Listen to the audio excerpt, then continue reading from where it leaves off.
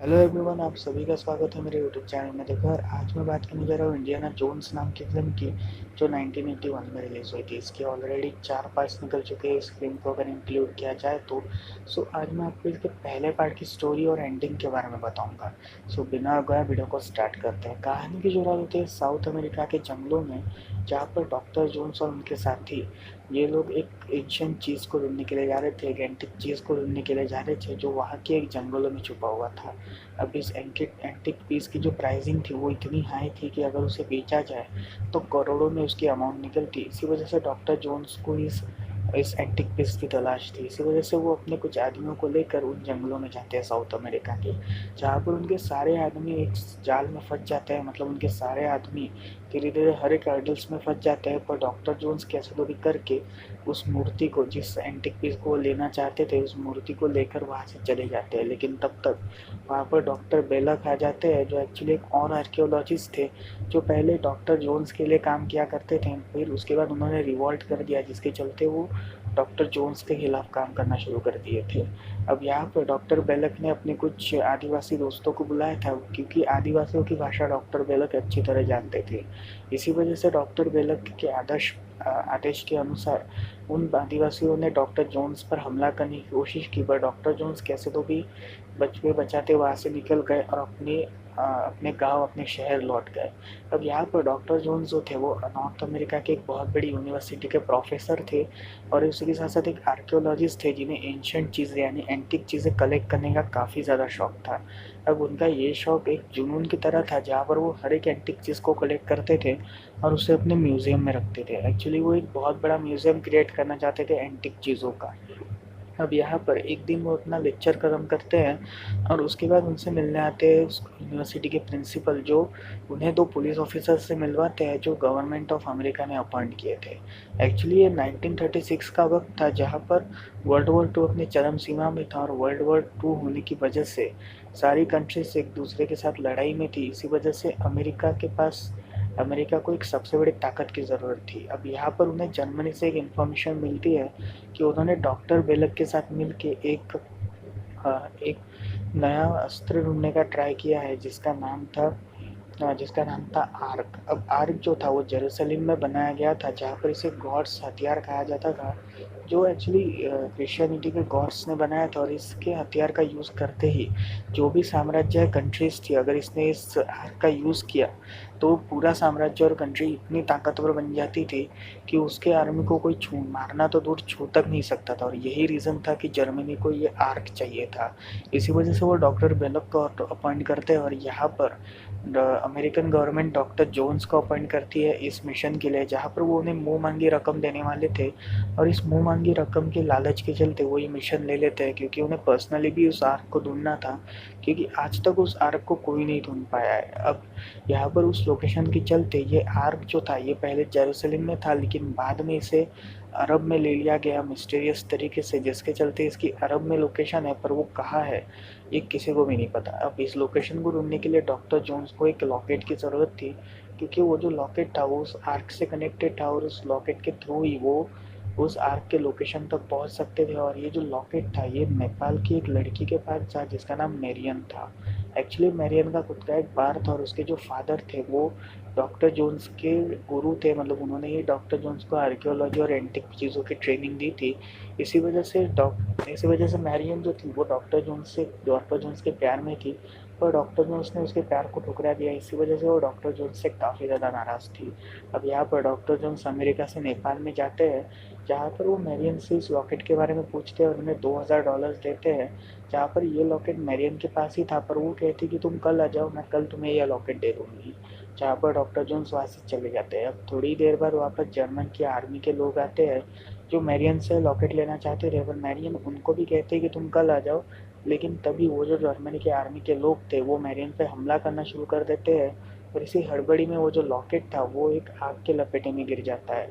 और तभी उसे बचाने के लिए और तभी वो आर्मी के लोग जो थे वो मैरियन को ख़त्म करने वाले थे, कि तब तक वहाँ पर डॉक्टर जोन्स आ जाते हैं और मैरियन को बचा लेते हैं और उस लॉकेट को भी लेकर जाते हैं।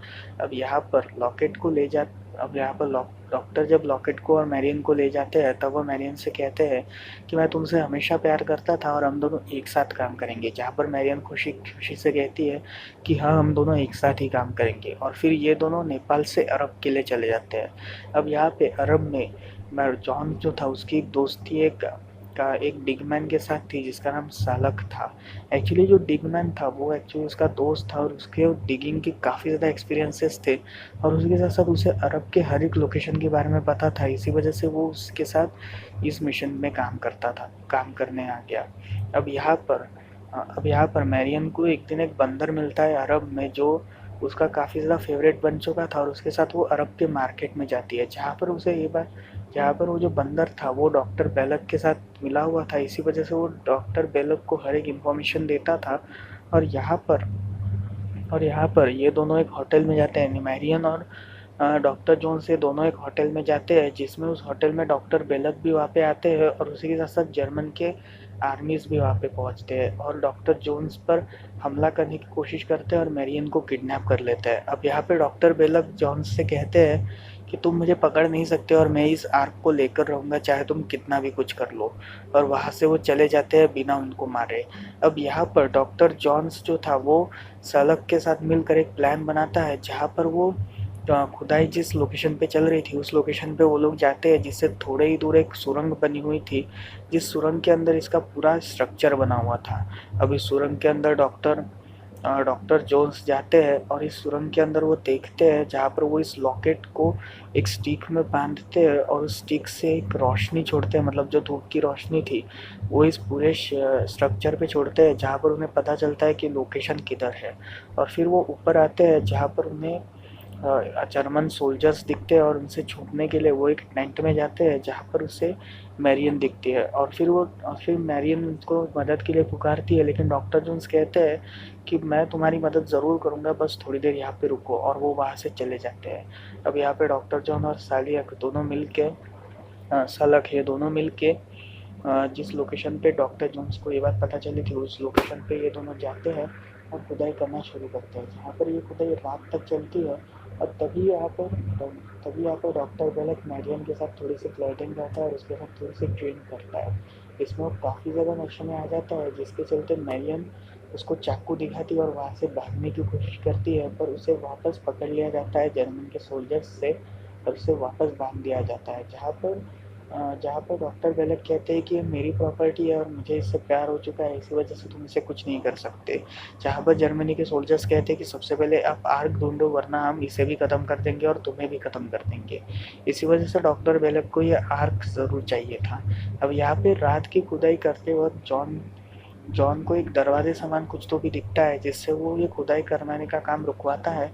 और उस दरवाजे को खोलते ही उसे एक लंबी सुरंग दिखती है जिसके अंदर काफ़ी सारे सांप थे, मतलब स्नेक्स थे। और इन स्नेक्स से सालिक काफ़ी ज़्यादा डर जाता है और फिर डॉक्टर जॉन्स उसे एक आइडिया देता है कि अगर इनके ऊपर आग छोड़ दी जाए तो ये सारे स्नेक्स दूर चले जाएंगे। इसी वजह से डॉक्टर जॉन्स और सालिक दोनों मिलके आग के लपेटे उनके ऊपर छोड़ते हैं, जिससे स्नेक्स थोड़े से दूर हो जाते हैं और डॉक्टर जोन्स जो था वो इस सुरंग के नीचे आ जाता है, जहाँ पर उसे वो आर्क मिलता है। और फिर वो सैलक के मदद से इस आर्क को ऊपर उठवाता है और इस आर्क को ऊपर उठवाता है कि तब तक वहाँ पर डॉक्टर बेलक आ जाते हैं और उसके सोल्जर्स आ जाते हैं, जो डॉक्टर जोन्स को पकड़ते हैं और फिर उसके बाद उसे मारने की कोशिश करते हैं। पर डॉक्टर जोन्स कैसे तो भी बच जाता है। इसी वजह से वो ये डिसाइड करते हैं, मतलब डॉक्टर जोन्स वहाँ पे बच जाता है और उन्हें ऐसा लगता है कि उन्होंने डॉक्टर जोन्स को ख़त्म कर दिया है। इसी वजह से वो लोग मैरियन को लेकर वहाँ से जाते हैं, जहाँ पर वो इस आर्क को एक ट्रक में भरते हैं और वहाँ से वो निकलते हैं। लेकिन डॉक्टर जोन्स जो था उसने घोड़े को अपने साथ ले लिया था और उस घोड़े के सहारे वो उस ट्रक पे हमला करते हैं और सारे उस ट्रक के सोल्जर्स को ख़त्म करके उस ट्रक को अपने कंट्रोल में लाते हैं और वहाँ से आर्क लेकर जाते हैं एक शिप की तरफ, जहाँ जो शिप सलग के दोस्त की थी। और उस शिप के अंदर वो इस आर्क को लेकर जाते हैं, जहाँ पर मैरियन और जो डॉक्टर जोन्स ये दोनों शिप के अंदर जाते हैं और एक रात वहाँ पे गुजारते हैं, जहाँ पर सुबह इन्हें जर्मन सोल्जर्स और उसी के साथ साथ डॉक्टर बेलक वहाँ पे दिखते हैं, जो इनसे ये आर्क लेने की कोशिश करते हैं। और फिर उसके बाद जो डॉक्टर जॉन था उसे मारने की कोशिश करते हैं, जहाँ पर सबको ऐसा लगता है कि डॉक्टर जोन्स मर चुका है, पर डॉक्टर जोन्स वापस ज़िंदा होते हैं। और फिर उसके बाद जिस लोकेशन पे डॉक्टर बेलक और उसके आर्मी और मैरियन थे, वहाँ पर जाते हैं, जो एक जंगल की तरफ थी, मतलब एक डेजर्ट की तरफ थी। और उस लोकेशन पे वो एक बंदूक लेके खड़ा हुआ होता है, मतलब एक चट्टान के ऊपर वो बंदूक लेके खड़ा हुआ होता है, जहाँ पर डॉक्टर बेलक और उसके आर्मी की नज़र जॉन्स के ऊपर पड़ती है। और फिर वो कहता है कि तुम जीत गए और मैं ये आर्क तुम्हें दे दूंगा। पर पीछे से ही डॉक्टर बेलेट के जो सोल्जर्स थे, उसने जॉन को घेर रखा था, डॉक्टर जोन्स को घेर रखा था। इसी वजह से वो इसी वजह से यहाँ पर कहानी शिफ्ट होती है, जहाँ पर इन दोनों को, यानी मेरियन और डॉक्टर जोन्स, इन दोनों को बांध दिया जाता है। और फिर उसके बाद इस आर्क को खोलने की कोशिश की जाती है, जिसमें काफ़ी सारी मिट्टी होती है। मतलब इस आर्क के अंदर एक गोल्डन आर्क था, जिसके अंदर मिट्टी थी। और इस मिट्टी को जब डॉक्टर बेलक इसे वो मंत्र पढ़ के जगाता है, तब डॉक्टर जोन्स मेरियन से कहते हैं कि अपने आंखें बंद कर लो, क्योंकि इसका असर अगर हमें हुआ तो हम भी मर जाएंगे। एक्चुअली ये जो आर्क था, अगर इसे किसी भी नॉर्मल ह्यूमन बीइंग ने यूज़ किया तो वो इसके ऊपर काफ़ी ज़्यादा घातक परिणाम कर सकता था। इसी वजह से इस आर्क को सिर्फ भगवान जैसे जो सुपर नेचुरल पावर्स के हकदार थे, उन्हें ही इस आर्क को यूज़ करने की इजाज़त थी, ना कि एक नॉर्मल इंसान को। और ये बात डॉक्टर जोन्स को पता थी, पर डॉक्टर बेलक को नहीं। इसी वजह से डॉक्टर बेलक जब वो मंत्र बोलते हैं, तब उस आर्क का असर इतना गहरा होता है कि पूरे आर्मी को वो ख़त्म कर देता है। और उसके साथ साथ डॉक्टर बेलक और जितने भी उनके लोग थे, उन सभी को ख़त्म करता है। पर डॉक्टर जोन्स और मैनियन अपनी आंखें बंद करते हैं, क्योंकि उसका जो जादू था, अगर हमने आंखें बंद कर ली तो उसका जादू नहीं चलता। इसी वजह से वो अपनी आंखें बंद करते हैं, जिससे वो लोग बच जाते हैं, पर बाकी सारे मर जाते हैं। और यहाँ पर ये दोनों छुट्टे और अमेरिका की तरफ जाते हैं, जहाँ पर अमेरिकन गवर्नमेंट ने आर्क को एक सेफ जगह पर छुपा रखा था, क्योंकि अगर इसे यूज़ किया गया तो बहुत बड़ी बर्बादी हो सकती थी। इसी वजह से उसे एक सेफ जगह पर रखा गया, जो एक्चुअली एक वेयर हाउस था। अब इस वेयर हाउस में उस आर्क को हमेशा के लिए बंद कर दिया जाता है, जहाँ पर अमेरिकन गवर्नमेंट ने इसके ऊपर टॉप सीक्रेट का टैग भी लगा दिया था, जिसके चलते कोई भी इस आर्क को छू नहीं सकता था। और इस आर्क को अमेरिका के ही वेयर हाउस में रखा दिया जाता है। अब यहाँ पर डॉक्टर जोन्स को पैसे भी मिलते हैं उनके इस कारकिर्दी के चलते, और उन्हें बहुत सारे अवार्ड्स भी मिलते हैं, जहाँ पर उनकी इस कारकिर्दी की काफ़ी ज़्यादा तारीफ की जाती है। और उसके बाद उन्होंने मैरियन से शादी कर ली। एरियन से वो फिर बाद में शादी करते हैं, और यहीं पर ही फिल्म ख़त्म होती है। अब बात करते हैं गोल्डन आर्क के रहस्य की, तो फिर यार बहुत सारे लोगों का ये कहना होगा कि गोल्डन आर्क जो है, वो जब डॉक्टर बेलक ने यूज़ किया तब उसे वो ताकतें क्यों नहीं मिली, क्योंकि उस गोल्डन आर्क में ऐसा लिखा गया था कि जब भी कोई इसे यूज़ करेगा, उसकी ताकत इतनी बढ़ जाएगी कि वो बहुत ज़्यादा ताकतवर बन जाएगा। तो फिर यार बहुत इस फिल्म का ही उसके बारे में बताया गया है। सो इस फिल्म में ऐसा बताया गया है कि जो गोल्डन आर्क है, अगर किसी नॉर्मल ह्यूमन बीइंग ने यूज़ किया तो उसके लिए काफ़ी ज़्यादा घातक परिणाम हो सकता है, क्योंकि वो इतनी ताकत नहीं पचा सकता। वही अगर जो भगवान जैसे लोग या सुपर नेचुरल एंटिटीज़ होते हैं, उन्होंने इस गोल्डन आर्क का वो मंत्र बोला, तो उनको कुछ नहीं होगा, क्योंकि वो ऑलरेडी काफ़ी ज़्यादा ताकतवर है। और उन्हें ये मंत्र और ज़्यादा ताकतवर बना देगा, मतलब ये गोल्डन आर्क और ज़्यादा ताकतवर बना देगा, जिससे वो बुरी ताकतों को ख़त्म कर सकेंगे।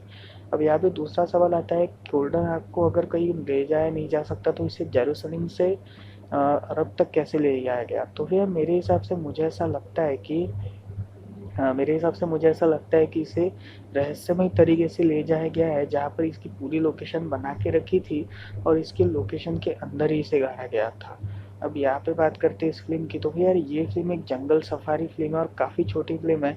इसी वजह से इसका एक्सप्लेनेशन भी थोड़ा बहुत आपको वियर्ड लगा होगा, क्योंकि यार बहुत छोटी फिल्म है इसी वजह से। तो फिर यार इस फिल्म के सेकंड पार्ट के ऊपर भी मैं ज़रूर बात करूँगा, सो वो अगली वीडियो में बात करूँगा। तो यहीं पर ही वीडियो खत्म करता हूँ। अगर आपको वीडियो पसंद आए तो लाइक करें, हो सके तो चैनल को सब्सक्राइब करें और उस बेल आइकन को दबाएं, और मुझे कमेंट सेक्शन में ज़रूर बताएं कि आपको ये वीडियो कैसी लगी। तो मिलते हैं अगली वीडियो में, तब तक के लिए बाय बाय।